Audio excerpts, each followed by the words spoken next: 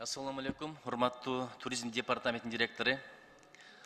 Урматтуу президенттин өкүлү, мен сунуш кылат элем. Туризм маселеси каралганда сөзсүз түрдө Ички иштер министрлигинин өкүлүн да чакырыш керек.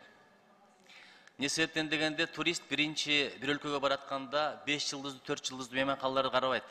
Аман барып келемби, тоноп кетпейби, сабап кетпейби, өлтүрүп кетпейби деп өзүнүн коопсуздугун биринчи ойлонот. Бул статистикада бар, илимде дагы бар нерсе. Бирок эми биздин эң жакшы көргөн көлүбүздүн жээгинде быйыл көрүп аттыкко бирин-бири жыга чагып аткандар, тоноп аткандар, тарап болуп мушташкандар, эмнелер гана болгон жок. Скутер менен тебелеп кетмейлер, баштарды аралап сүзүп. Ошон үчүн менин биринчи суроом ушул. Туристтердин коопсуздугун сакташ үчүн, камсыздаш үчүн кандай конкреттүү чараларды кылып атасыздар? Быйылкылардан кандай тыянак чыгарып атасыздар? Сезондон. Урматтуу Нуржит Кадырбеч, сиз өзүңүз билесиз, биз министрлик жылына ушул жайкы анан кышкы сезонго даярдоо боюнча министрлик кабинетинин төрагасы менен бекитилген план иштелип чыгат. Ал планда сиз айтып аткан бардык ведомстволор камтылат. Ошол эле Ички иштер министрлиги, ошол эле биздин президентибиздин облустагы өкүлчүлүктөрү, райондор, ар бир министерстволор кирип, ошол туристтерге сезон учурунда бардык тиешелүү шарттарына жооп берүү үчүн ошол план түзүлөт.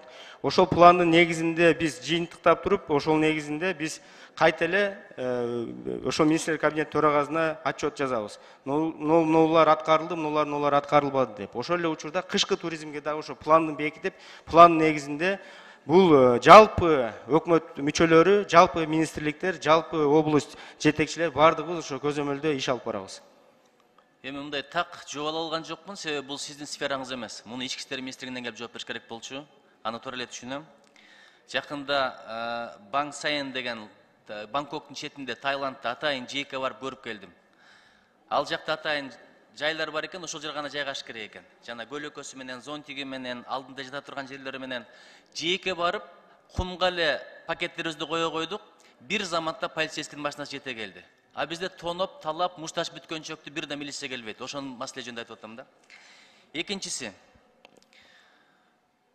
мына ушул айтып атпаймынбы, Таиландты жылмайгандардын өлкөсү деп коет экен. Страна улуйбак. Ушунчалык туристтерге мамиле жакшы, күлүп, жайнап, жумшак, эмнени сурасаң ошону аткарып дегенде. Түркияга барсаң деле, бассейнден чыксаң деле, колуна суусундуктарын көтөрүп алып турат. Эмнени ичесиз, эмнени жейсиз деп. А бизде ушунчалык кымбат болду көл быйыл. Бирок мамиле аябай орой да. Бир маселе сураса, бир кызматты сураса, эмне кылсаң ошо кыл, аксонун башын жошо кыл, мен акчаңды алып алдым деген эле мамиле болуп атат. Ушул жагынан эмне кылып атасыздар? Адамдарга мамиле. Туура айтасыз, Нуржит Кадырбек. Маселеси.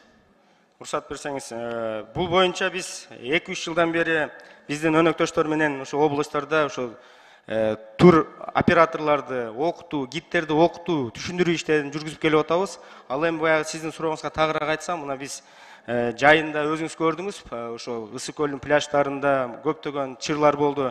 Ошол боюнча атайын комиссия түзүлдү. Азыр ушул биз ошол жээктеги ошо пляждар боюнча атайын бир ошол правиланы тартипти иштеп азыр иштеп атабыз. Рабочий группа түзүлдү. Кийинки сезонго анын баары камтылат. Сиз айтып аткан зонт, ошол эле учурда душ, ошол эле учурда ажаткана, ошонун баарын азыркы күндө кийинки сезонго толугу менен даяр киребиз. Жакшы, жакшы. Бул өтө маанилүү маселе.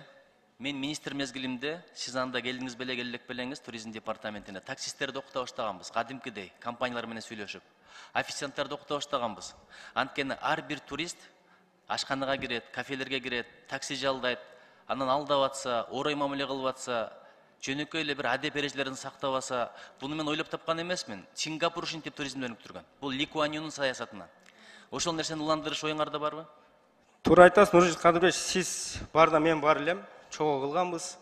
Аэропорттон баштап жалпы Бишкектеги таксисттерди, баягы частный компанияларды чакырып окутулуу иштерин жүргүздүк. Өзүм сертификаттарды бердим. Бул боюнча кылдат ишбирдүүлүк жүргүзүлөт. Ошол эле учурда аэропорт, Манас аэропорту менен дагы мына кече өзүңүз деле күбө болдуңуз. Дүйнөдөн баягы фотографтарды чакырганда деле ошол жерде катыштык. Мындай иштер толугу менен болуп жатат. Сизди чакырып турабыз, буюрса, биргеликте иш кылабыз. Рахмат. Чоң рахмат. Жыйынтыктоочу суроо. Кыргызстанды таанытыш үчүн эмне кылып атасыздар? Анткени өлкөнү биринчи тааныш керек. Чын айтайынбы, чет өлкөгө чыксаң Кыргызстан дегенди түшүндүрө албай чарчап кетесиң да, каякта экен, Кытайдын жанында десең Кытайча билесиңби дейт. Анан мурдагы эстер десең оруссуңбу деп сурайт.